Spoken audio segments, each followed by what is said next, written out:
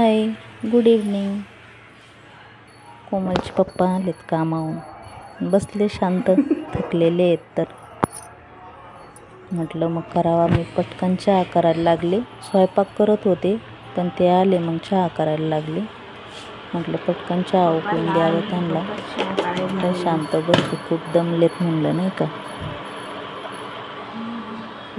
एकीकडे स्वयंपाकाची घाई, एकीकडे त्यांना चहा करण्याची घाई.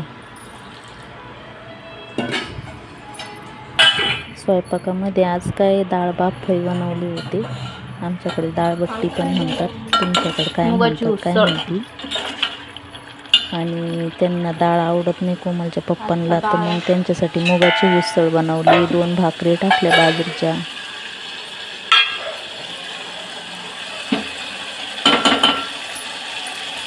इकडे उसळ बनवण्याच्या नादात तिकडे चहा पण उठू चाललाय. आणि इकडं भाजी बनवू का चहा बघू, काय काय करू असं झालंय.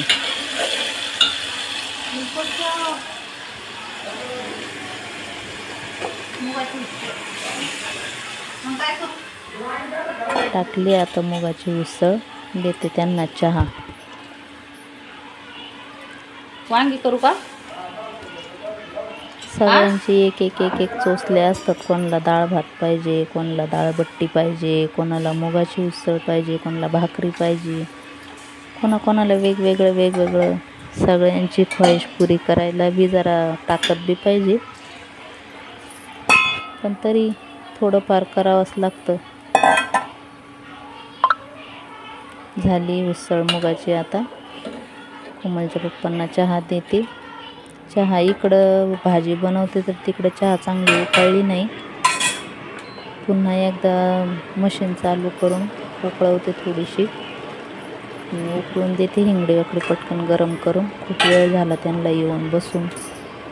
दमून आल्यानंतर असं वाटतं पटकन कोणीतरी चहाचा कप हातात द्यावा. तर मी पण तेच करायचा प्रयत्न करते.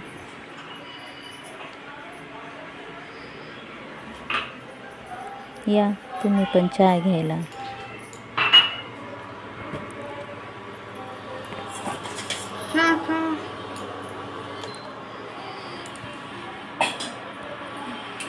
वतला आता चहा, देते मी कोमलच्या पप्पांना चहा.